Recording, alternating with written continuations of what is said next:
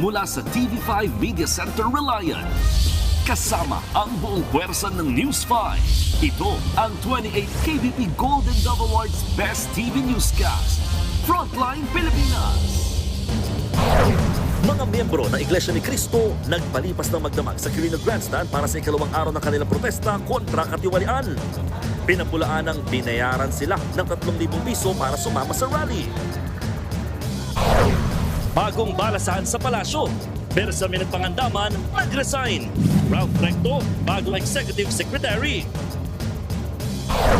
Sa gitna naman ng protesta special coverage ng News 5, Yusek Claire Castro at political strategist na si Malu Tiquia nagbardagulan kung nasaan na si Guteza. Si Guteza siguro alam ni Yusek kung nasan si Guteza. Bakit naman sa akin ibibintang? Baka kayo may alam. Dahil kayo naman yata may kakilala niya. Hindi, ikaw ang nasa gobyerno eh. Ba't mo hinahanap sa akin? Baka alam mo. Sa pulsa CCTV, humaharurot ng kotse, nahati matapos bumangga sa poste. May mga muntik pang madamay sa aksidente. Mga haligi at malalaking pangalan niyo sa OPM nagsama-sama sa 38 Awit Awards powered by Vibe.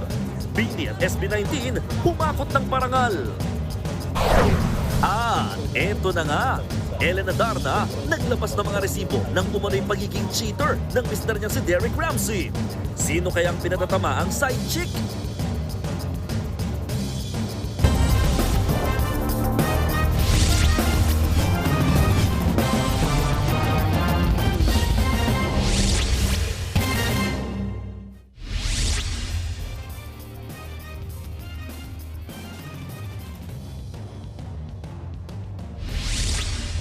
Tuloy-tuloy ang malawakang protesta ng Iglesia ni Cristo kontra korupsyon sa Maynila. Panawagan nila transparency and for better democracy. Sa kabila niyan, narindigan ng INC na ayaw nila ng revolusyon at military junta.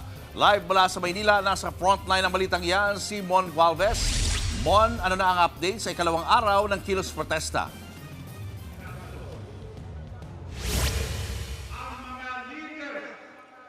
Cheryl Julius, mas dumagsa ngayong araw dito sa Quirino Grandstand ang mga miyembro ng Iglesia ni Cristo na dumalo para nga sa ikalawang araw ng kanilang protesta o peace rally kontra katiwalian. Kumpara kahapon, tila mas palaban ngayon ang mga naging pahayag ng ilang ministro ng Iglesia ni Cristo. Umikot sa public accountability ang naging talumpati ni Romel Topacio, isa sa mga ministro ng INC. Isa-isa niyang binanggit ang mga senyales ng kakulangan nito ngayon sa pamahalaan. Tulad na lamang ng ilang personalidad na paulit-ulit na umanong nababanggit sa mga investigasyon pero hindi naman mapanagot.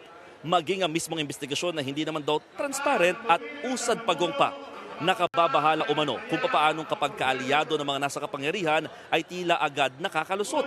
Maging ang pahayag ng isang mambabatas na maaaring i-bend ang batas na sinang-ayunan pa umano ng mismong mga tagapagpatupad dapat ng batas gaya ng dating Justice Secretary at ngayon ay Ombudsman. Giit pa ni Caromel, dapat managot sa batas ang mga sangkot sa pangungurakot ng pondo ng gobyerno. Hindi rin daw dapat malihis ang hustisya para mapagtakpan ng sinuman, lalo na ang utak o mastermind. Cheryl, bukod kay Caromel, Cheryl Julius, no, bukod kay Caromel, nagsasalita naman ngayon sa entablado, dito nga sa ginagawang peace rally, si dating Ilocos Sur Governor Chavit Singson. Nauna na nagsalita sa kanya, si dating COMELEC Commissioner Attorney Rowena Guanzon at isang leader naman ng Jesus is Lord movement. Samantala, sinang-ayunan din or parang nilinaw naman ng INC or ng Iglesia ni Cristo kung bakit ginawang 3 araw itong kanilang peace rally. Yan ay para daw mapagbigyan at talaga makaabot pa yung mga kamiyembro nila na manggagaling naman daw sa mga malalayong lugar. Cheryl Julius. Maraming salamat, Mon Gualvez. Nagmarcha ang ilang estudyante sa UP sa Quezon City para kondenahin ang mga nasa likod ng maanumalyang flood control. Pareho daw na dapat managot sina Pangulong Bongbong Marcos at Vice President Sara Duterte. Live mula sa UP Diliman, nasa frontline ng balitang yan, si Gary De Leon. Gary. Cheryl, nasa 100 estudyante ngayon nagmarcha sa UP Diliman kanina at bahagi ito ng selebrasyon ng International Students' Day. Sinisigaw nila na dapat daw panagutin si Bongbong Marcos sa issue ng flood control. Nais din nila na ituloy rin ang paglilitis kay VP Sara Duterte sa issue ng confidential fund. Kasama rin sa pagtitipon ang Akbayan Youth at si Akbayan Representative Percy Sendanya. Manamig naman ang pagtanggap ng mga realista sa mga revelasyon ni Saldico sa flood control at budget insertion. Panawagan nila kay Ko umuwi muna ng bansa at patunayan ang kanyang mga akusasyon.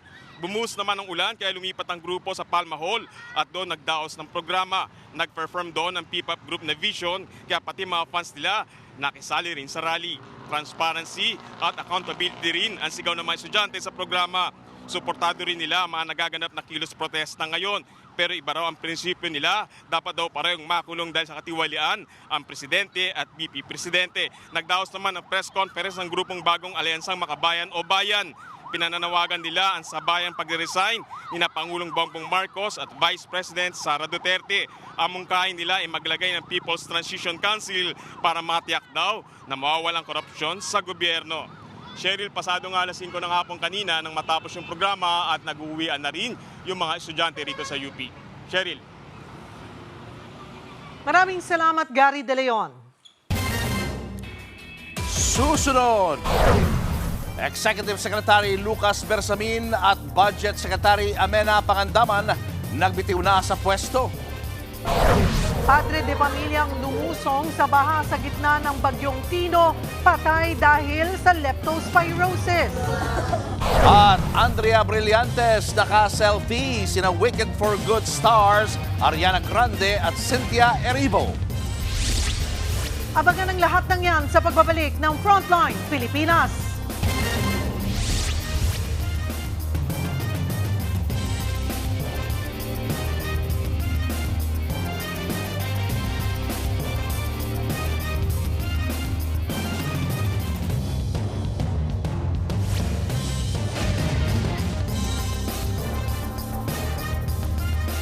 Mga kapatid, Julius Babaw po, nasa Middle East o saan mang dako ka ng mundo, manatiling may alam at may pakialam sa mga mainit na balita dito sa ating bansa.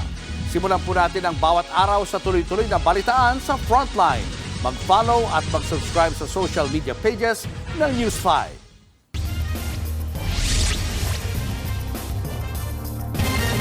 Sa pool sa dashcam video ang pagsalpok ng isang pampaserong bus sa lalaking biglang tumawid sa kalsada sa Santiago, Ilocos Sur.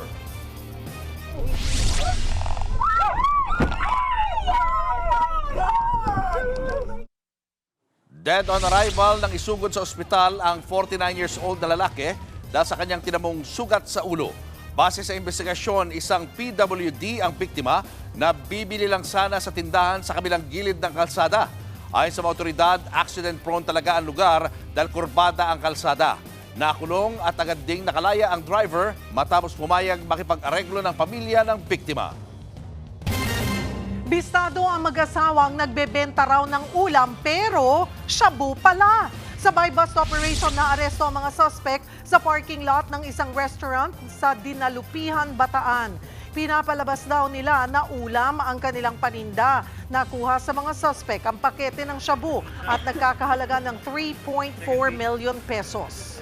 Sa kabila nito, todo tanggi pa rin ang mag-asawa. Mahaharap sila sa kaukulang reklamo.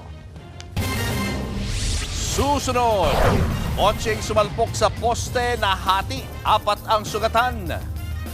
At Executive Secretary Lucas Bersamin at Budget Secretary Amena Pangandaman nag-resign. Yan at iba pa sa pagbabalik ng Frontline Pilipinas.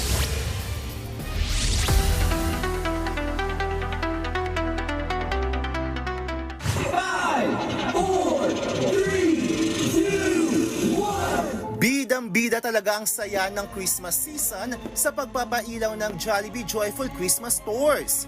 Sinimulan yan sa Ortigas Extension C. Raimundo branch nila sa Pasig City. Jollibee's Joyful Christmas Stores is our way of ushering in the holiday season for our customers and our communities.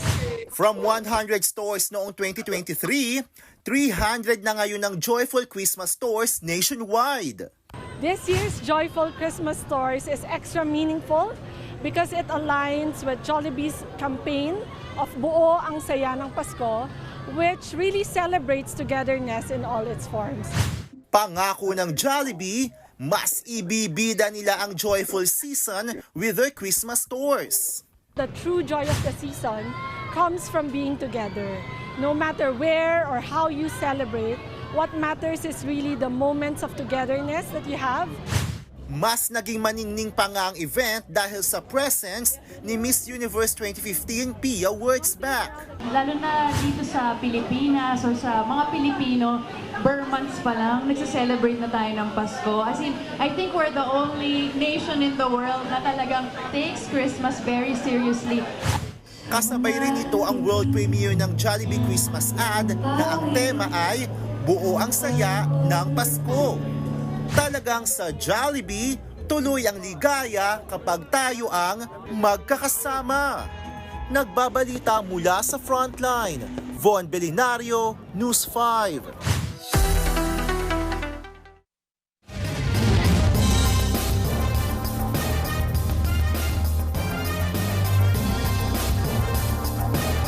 Mga kapatid, Julius Babaw po. Nasa Middle East o sa amang dako ka ng mundo, manatiling may alam at may pakialam sa mga may init na balita dito sa ating bansa. Simulan po natin ang bawat araw sa tuloy-tuloy na balitaan sa Frontline. Mag-follow at mag-subscribe sa social media pages ng News 5. Nahati sa dalawa ang isang sasakyan matapos sumalpok sa poste sa Taytay Rizal. Nasa frontline ng balitang yan, si Ian Suyu. Maluwag ang kalsada sa tapat ng isang cafe sa Taytay Rizal pasado 2:00 ng madaling araw nitong linggo. Nang biglang humarurot ang isang puting kotse. Sumalpok ito sa gate at poste. Napatakbo naman para makaiwas ang ilang kalalakihan na palabas na sana ng cafe. Tila tumalon pa ang isa sa kanila para mabilis na makalayo. Sa lakas ng impact ng pagbangga, nahati sa dalawa ang sasakyan. Tumilapon din ang driver at humandusay sa kalsada. Maraming from Tikling, nag-overspeed po siya. Nung makarating po siya dito sa may malapit na po sa Kapalaran, dahil sa sobrang bilis niya po, nawalan po siya ng control doon sa sasakyan, tumama po siya doon sa metal fence. So nag-cause po ng damages, matinding damages doon sa sasakyan. Nawasak din ang gate ng establishmento. Ayon sa mga otoridad, hindi naman daw accident prone ng lugar. Lumalabas na nawalan talaga ng kontrol ng driver. Patuloy na inoobserbahan sa ospital ang driver at inaalam pa kung nakainom ba ito bago ang disgrasya. Nasa maayos ng kondisyon ang mga lalaking nagtamo ng sugat. Nagbabalita mula sa Frontline, Ian Suyu, News 5. Susunod, Executive Secretary Lucas Bersamin nagbitiw sa pwesto. Ralph Recto pumalit kay Bersamin. At P-pop superstars Bini at SB19 humakot ng parangal sa 38 Awit Awards powered by Vibe. Tutok lang mga kapatid, magbabalik ang Frontline Pilipinas.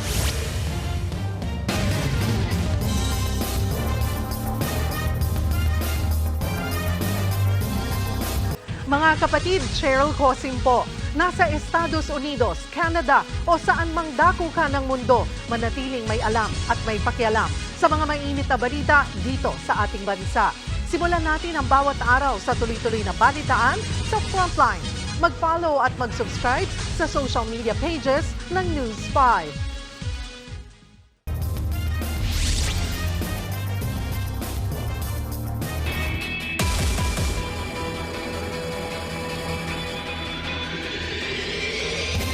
Pinabulaanan ng Iglesia ni Cristo na pinilit at binayaran ang mga miyembro nila ng 3,000 piso para dumalo sa malawakang rally sa Maynila. Hindi rin daw sila bahagi ng umuugong na destabilisasyon at gusto lang mangalampag kontra korupsyon. Live mula sa Quirino Grandstand, nasa frontline ng balitang yan si Mon Gualvez. Mon, anong update dyan?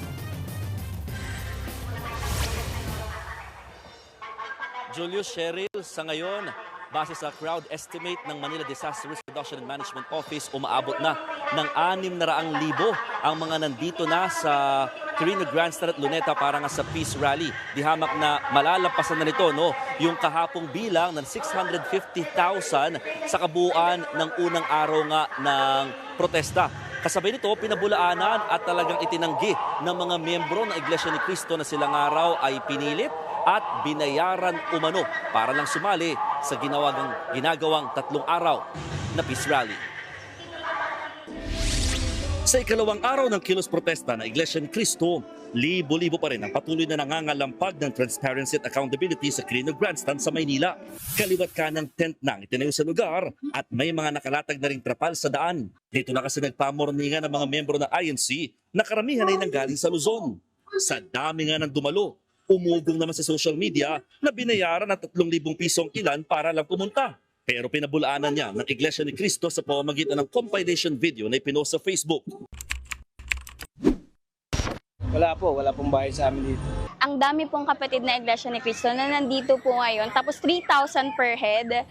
Nagpapatawa po kayo. Ang nakausap nga naming INC member na si Edna Banyaga, iginit din na hindi sila pinilit. Wala namang kaming mapapala kung tutusin kung magpapilit. Pero dahil sa atas ng pananampalataya, sumusunod kami. Nilino din ang tagapagsalita ng INC na si Edwil Zabala na walang kinalaman ng religious group sa paglalabas ng pahayag ng dating kongresistang si Zaldico. Nagkataon lang daw ito. Una nang sinabi ng INC na hindi sila pabor sa revolusyon at maging sa snap elections. Hindi rin daw sila bahagi ng umuugong na destabilisasyon. Pilit inaangguluhang ang mapayapang pagkilos na ito ay bahagi raw ng planadong destabilisasyon sa gobyerno. Totoo ba yan? Mulat sa pool at hanggang ngayon po, hayagan tayong nakikipag-ugnayan sa lokal at nasyonal na pamahalaan tungo sa maayos na koordinasyon para sa peace and order, ipanalangin, ipagpanata, maging mapayapa ang pagkilos nating ito. Bukas din daw ang peace rally sa lahat, INC member man o hindi, kahit na sa mga politiko. Basta pinakapakay nila ay ang panawagan sa accountability, transparency, justice at peace. Yan daw ang dahilan kaya hindi nila pinapasok ang grupo Maka Duterte na may placard na Marcos resign. Para sa iglesia, hindi pamumulitika ang kilos protesta. Kagabi, isa sa nagsalita sa programa ng INC si Senator Rodante Marcoleta. Nakiisa naman ang veteranong aktres na si Gladys Reyes at ang actress-vlogger na si Cristel Fulgar. Julius Cheryl, nagpapatuloy ngayon sa programa ng Peace Rally ang pagsasalita ng ilang mga personalidad. Kung kahapon, pawang mga ministro at si Senator Rodante Marcoleta lamang ngayon, iba't ibang mga leaders din ng ibang relihiyon at mga personalidad nga sa politika ang nagsalita rin kanina gaya ni dating COMELEC Commissioner Rowena Guanzon na talagang sinabi niya na pinakaugat daw ng kung bakit nangungulalat ang Pilipinas ngayon ay dahil nga sa katiwalian na nabibisto sa pamahalaan, habang si dating Ilocos Sur Governor Chavit Singson ang kanyang sinasabi o pinaka-highlight ng kanyang naging talumpati dapat daw mapanagot din yung mismong mastermind. So magpapatuloy pa raw itong programa ng Peace Rally nila hanggang mamaya pang gabi. Hindi pa nila masabi sa ngayon kung sino-sino ang mga maaari magsalita naman sa ikatlong araw o bukas para nga sa peace rally at protesta ng mga miyembro ng Iglesia ni Cristo. Julius Cheryl.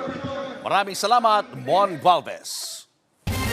Nagbitiw sa pwesto sina Executive Secretary Lucas Bersamin at DBM Secretary Amina Pangandaman. Live mula sa palasyo, nasa frontline ng balitang yan, si Maricel Halili. Mase, ano raw ang dahilan ng kanilang pagbibitiw at sino-sino ang papalit sa kanila? Cheryl, nagbitiw na nga sa tungkulin sina Bersamin at Pangandaman matapos madawit ang dalawang kalihim sa usapin ng sinasabing anomalya sa flood control project ng pamahalaan. Mismong sa Malacanang na nanggaling, tinanggap na ni Pangulong Bongbong Marcos ang resignation ni Executive Secretary Lucas Bersamin at Budget Secretary Amina Pangandaman. Sabi ni Palace Press Officer Undersecretary Claire Castro, nagbitiw ang dalawa dahil sa delikadesa. Matatandaan na noong Setyembre kinaladkad ni dating DPWH Undersecretary Roberto Bernardo ang tanggapan ni Bersamin na nakatanggap daw ng kickback mula sa flood control project. Habang si Pangandaman naman, dinamay ni dating Congressman Zaldico sa ginawang insertion sa 2025 national budget. Papalit bilang Executive Secretary si Finance Secretary Ralph Recto. Tiwala raw ang Pangulo na kaya nitong gawin ang tungkulin ng tinatawag na Little President. Ang papalit naman kay Recto sa Department of Finance ay si Special Assistant to the President for Investment and Economic Affairs, Frederick Go. Habang ang uupo naman bilang OIC ng Budget Department ay si Budget Undersecretary Rolando Toledo. Sa ngayon, mananatili munang bakante ang posisyon ng SAP for Investment pero ayos lang daw yon dahil si Secretary Go pa rin naman ang mangunguna sa finance sector.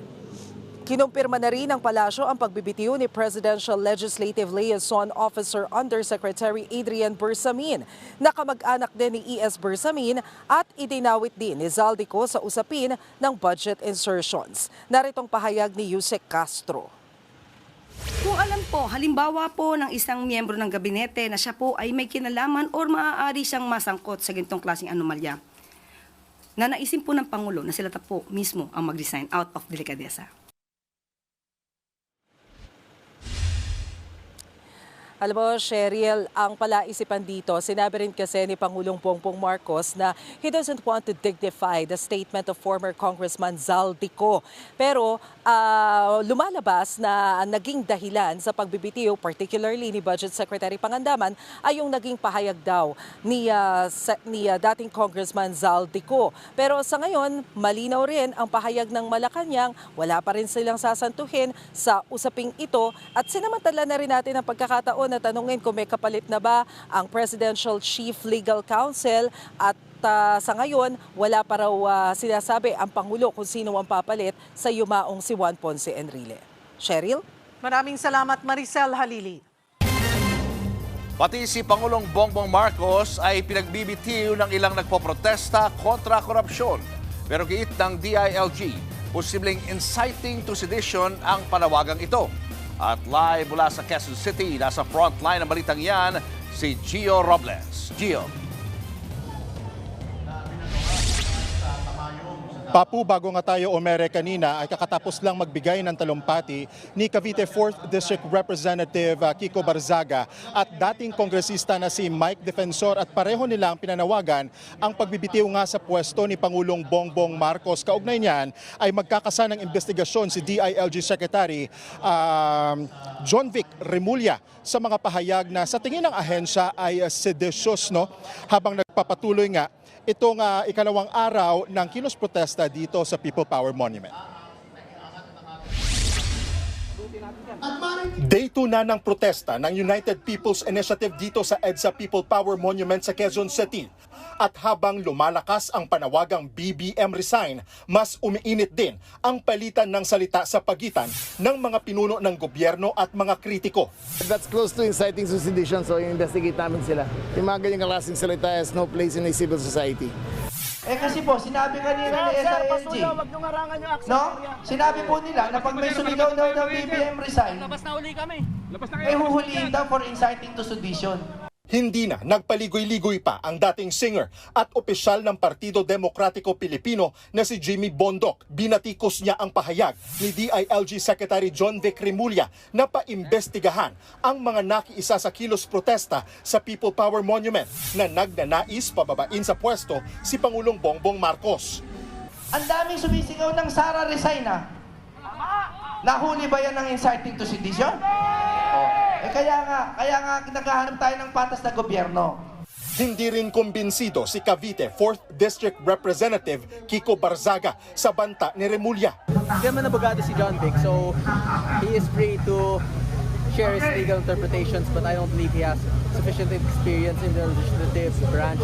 Sa kabila ng kritisismo, naniniwala si Remulla na magiging mapayapa ang mga kilos protesta sa People Power Monument at Luneta. With the freedom of expression comes a sense of responsibility. So calling an act of sedition is not curtailing, it's dangerous to the state. Diba? Every citizen is accorded the right to free speech, but they must have the corresponding responsibility to behave in all civility. Pero si Bondoc, hindi lang depensa ang bitbit. Meron din siyang suggestion. Subukan daw ang administrasyong Sara Duterte. That is the reason why there's a vice president. He is the spare tire pag nabutas to. So walang masama. At sa lahat po ng hindi nagtitiwala kay Sara, bakit hindi niyo subukan? Speaking of VP Sara, naglabas siya ng pahayag ukol sa mga isyu ng korupsyon at sa mga nangyayaring rally ngayon. Kaisa ako ng milyong-milyong Pilipinong nadismaya at nandidiri sa pamahalaang lulong sa insekuridad at walang kabusugang kasakiman. Ang karapatan nating magsalita at magpahayag ang sandigan ng demokrasya. We Filipinos deserve better. Hindi yan pinalampas ni Palace Press Officer Yusek Claire Castro.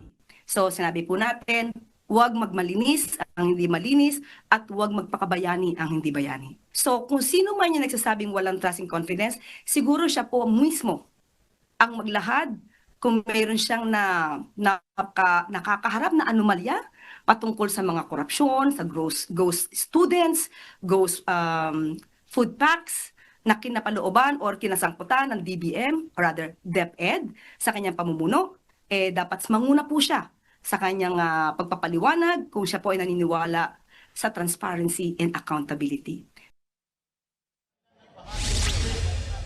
Balik dito sa People Power Monument kung saan nagkaroon ng delay kanina sa programa na magkaroon nga ng technical glitch habang pinalalabas ang video ni Zaldico. Samantala, sala sa init, sala sa lamig ang mga nakiisa dito sa venue dahil nga sa pabago-bagong panahon. Yung ilan sa mga nakausap natin ay dito na raw magpapalipas ng gabi kahit wala pang kasiguraduhan kung mabibigyan ng permit ang mga organizer para ipagpatuloy nga yung event bukas para na rin sa closing ng Kilos Protesta dito sa People Power Monument. Julius, balik sa'yo. Maraming salamat, Gio Robles. Pinagbantaan daw na papatayin ni dating House Speaker Martin Romualdez si dating Congressman Zaldico. Bukod dyan, ibinunyag din ni Co na tumanggap umano ng 56 billion pesos na kickback sina Romualdez at Pangulong Bongbong Marcos. Nasa frontline ng balitang yan, si Marian Enriquez. Marami pa akong dadalhin sa liwanag. Sa part 3 ng recorded video ng mga revelasyon ni dating Congressman Zaldico, mabigat ang kanyang akusasyon. Anya, pinagbantaan siya ni dating House Speaker Martin Romualdez kapag daw ibinunyag niya ang tungkol sa umano'y 100 billion pesos na insertion sa 2025 national budget. March 2025 pa lang, si Speaker ay nagpaparinig na sa akin sa aming meeting that he will shoot me if I will talk. Sinabihan niya ako na pag umuwi ako will be dangerous kasi they might hire someone to do a rob out on me or hire the police to kill me while in jail. Sa kabila niyan, walang ipinakitang patunay si Co.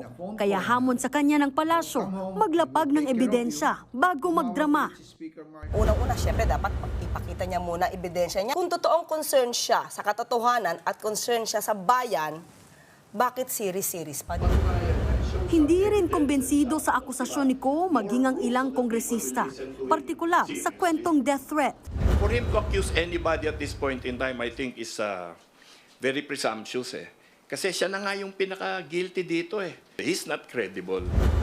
Git naman ng abogado ni Co, totoong may death threat. Mahirap daw kung aasa lang sila sa security ng pamahalaan. Kung barilin yun, ano sasabihin ng gobyerno? Oops, sorry, we tried our best. Ganun lang ba yun? Dagdag pa ng kampo ni Co, meron silang ebidensya na magpapatunay sa mga paratang ng dating kongresista. Meron pa mga photograph, may video. Ang linalabas niya is face-to-face, hindi phone call. Hindi lang death threat ang ibinunyag. Sabi ni Co, hindi 21 billion pesos kundi 56 billion pesos ang kickback sa infrastructure projects. Pero naghugas kamay siya. Uulitin po, yung pong pera, wala pong napunta sa akin. Dumaan lang po ang pera sa akin para i-deliver kay Speaker Martin Romualdez at Pangulong Marcos. Pero duda riyan ng ilang mambabatas. Mas dumami ang tanong kaysa sagot. Di saan nang galing yung mga eroplano? Saan nang galing yung mga helicopter? Yung mga bahay niya sa Europe at kung saan-saan. Sinong presidente ang kailangan makiusap sa isang committee chairman sa House? Puro invento yan I think it's convenient for former Congressman Zaldico to point out, to throw the blame to the one who is more authoritative so that he can appear as the least guilty. Pero nanindigan ang abogado ni Co na hindi raw tumatanggap ng kickback ang kanyang kliyente. Meron siya mga resibo. Bayaan na natin na siya magkwento. At kung akala nyo tapos na, may pasabog pa raw si Ko tungkol sa umano'y kickback ni na PBBM at Romualdez. Tingin naman ng Malacanang, hindi nagkataon lang na isinabay ang mga umano'y expose ni Ko sa mga nagaganap na protesta. Nagpagamit kay Saldico, mukhang may nangako na kapag naiba ang liderato, kasi pag nawala ang Pungulo sa posisyon, naiba ang liderato, lahat ng kaalyado mukhang maliligtas sa pag-iimbestiga ng mga anomalyang ito. Ayon naman mismo kay Pangulong Bongbong Marcos, hindi na niya papatulan ang mga pinagsasabi ni Ko. Bago pa man ilabas ang part 3 ng video ni Ko, iginiit ni Romualdez na malinis ang kanyang konsensya. Nagbabalita mula sa Frontline, Marian Enriquez, News 5. Hanggang ngayon, palaisipan pa rin kung nasaan na ang flood control witness na si Orly Gutesa. Nagkasagutan naman sina Palace Press Officer Claire Castro at political strategist Malu Tiquia. Kaugnay dyan, nasa frontline ng balitang yan si Mayan Los Baños. Totoo po yung sinasabi ni Orly Gutesa na nag-deliver siya sa Forbes Park. Totoo din po ang sinasabi ni Orly Gutesa na nag-deliver siya sa Malacanang nung siya ay nasa Senado. Sinigundahan ni Zaldico ang mga testimonya ng kanyang dating security consultant na si Orly Gutesa.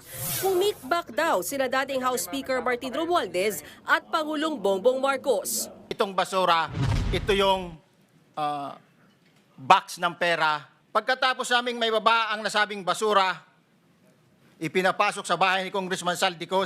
Uulitin ko po, yung pong pera, wala pong napunta sa akin. Dumaan lang po ang pera sa akin para i-deliver. Ang mga pahayag na yan ni Gutesa ay sinabi niya na maging surprise witness siya ni Senator Rodante Marcoleta sa pagdinig ng Senate Blue Ribbon Committee noong September 25. Yan ang huling beses na nakita si Gutesa. No-show siya nang ipatawag ng DOJ nung sumunod na araw. Hanggang sa pagdinig nitong Biyernes, hindi mahagilap si Gutesa. Nasaan na po yung ating witness na si Ginoong Gutesa? So we want to find out, is he okay? Where is he at? Is he still alive? Is he dead? Maging si Marcoleta, hindi na rin alam kung nasaan si Gutesa. Sa unang araw ng rally ng Iglesia ni Cristo sa Maynila, sinabi ni Marcoleta na pinaka-credible witness si Gutesa, kahit pa kine-question ang umano'y peking notaryo ng kanyang salaysay. Natakot silang lahat sapagkat totoo ang sinasabi ni Orly Gutesa. Ano po ang ginawa nila? Ang pinagtuunan po nila ay hindi umano na peking notaryo. Paano po mapepeke ang notaryo? Sa protesta, special coverage ng News 5, One News, 1PH at True FM, maging sina Palace Press Officer Undersecretary Claire Castro at political strategist na si Malu Tiquia, nagkainitan sa kung nasaan nga ba si Gutesa. Si Gutesa siguro alam ni Yuse kung nasan si Gutesa. Bakit naman sa akin ibibintang? Baka kayo may alam. Total, kayo naman yata may kakilala yan. Hindi, ikaw ang nasa gobyerno eh. Pero teka lang, sino ba nag-present sa kanila? Hindi ko alam kung sino nag-present. Please do not accuse me. Hindi may nag-present dyan. Baka kaalyado nyo nag-present dyan. Hindi. Ayan ang propaganda. Biro mo ang assertion mo, ako kasama. Ba't mo hinahanap sa akin? Baka alam mo. Sa ngayon, inaabangan kung kailan muling lilitaw sa publiko si Orly Gutesa. Nagbabalita mula sa Frontline, Mayan Los Baños, News 5. Showbiz, eto na nga! Mga kapatid, eto na nga ang mga umaarangkadang showbiz balita ngayong Lunes. Dominated ng P-pop stars. Ang katatapos lang na 38th Awit Awards powered by Vibe, with Beni and SB19 taking home big wins. Nasa frontline na balitang yan, si MJ Marford. In their rockstar best na mga superstars ng industriya ng musikang Pilipino para sa biggest event ng taon, ang 38th Awit Awards powered by Vibe. Siyempre, present ang mga haligi ng OPM, ang chart toppers ngayon at music executives mula sa iba't ibang recording label. Ito ang engranding purple carpet para sa 30th anniversary ng Awit Awards powered by Vibe. At eto na ha, ang buong OPM ay nagsani-puwersa para sa industriya. Ang layo na nang naabot ng OPM, hindi lang sa audience, pati sa tunog. every awards night, yung tingin ko talaga sa kanya, it's really, well, kind of ironic to sound like, but hindi about the awards, but more about the celebration of always happy to see friends, sa pila pa lang, kwentuhan na. Para kay rock icon Eli Buendia na pinarangalan ng Dangal ng Musikang Pilipino Award, deserve ng OPM ang pag-level up na ito. I've always been saying na Filipino talent is world-class and OPM, original Filipino music, is one of the best out there. Dinumina ng P-pop superstars na Bini at SB19 ang 38th Awit Awards, winning 3 and 4 major awards respectively. With individual awards pa yan for Stel and Philip. Other major awards include Album of the Year na nakuha ng Ben and Ben. Na-miss ko na by Lola Amor naman ang Record of the Year. Habang Song of the Year naman ang Misteryoso ng Cup of Joe. Ginawaran din ng Lifetime Achievement Award si Boss Vic de Rosario ng Viva. Para sa Kapatid Network, higit sa award. Isa itong move towards legacy building para sa OPM at pagkapahalaga sa world-class talent ng Pinoy artists. To make the music industry stronger when people unite, like Aliw Awards with Vibe, and hope others join us to rejuvenate, refresh OPM. To us, it's not just a show, it's actually a movement to support OPM, and we hope that we're able to give a platform for up-and-coming artists. Nagbabalita mula sa Frontline, MJ Marfori, News 5. Susunod, Ellen Adarna, isiniwalat ang umano'y pagiging unfaithful ng asawang si Derek Ramsey. Tutok lang mga kapatid, magbabalik pa ang Frontline Pilipinas.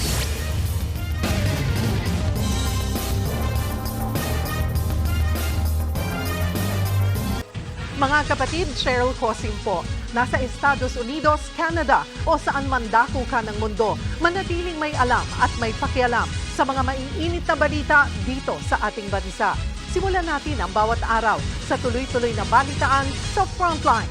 Mag-follow at mag-subscribe sa social media pages ng News 5.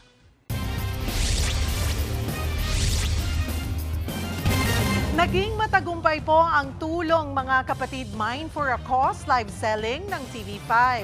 Iba't ibang personal items sa mga celebrity, athlete at journo ang pinamine. Lahat po ng aming na-raise na funds ay mapupunta po yan sa Alagang Kapatid Foundation. Para po yan sa pagtulong sa mga nasalanta ng nagdaang bagyong Tino at Uwan.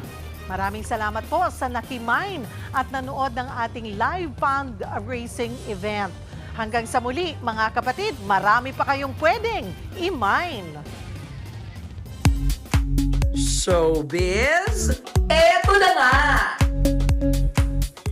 Mga kapatid, eto na nga, pinagpipiestahan ng mga Marites online ang isiniwalat ni Ellen Adarna na umano'y pag-cheat ni Derek Ramsey with a side chick. Nasa frontline na balitang yan, si MJ Marford.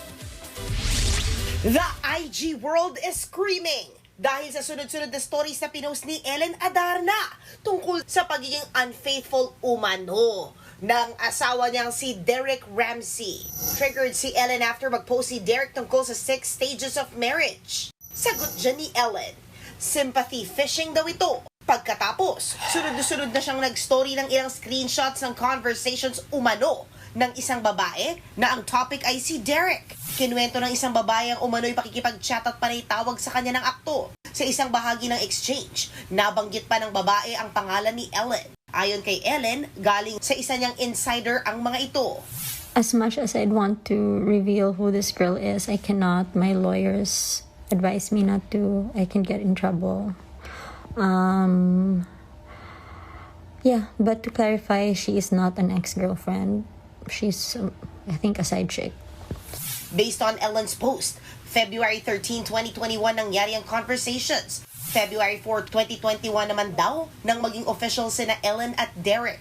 Sabi pa ni Ellen, marami pa siyang resibo na ilalabas. That was 9 days, 10 days into the relationship. Yes, we were not married that time yet, but if he was able to do that in our honeymoon stage, how much more?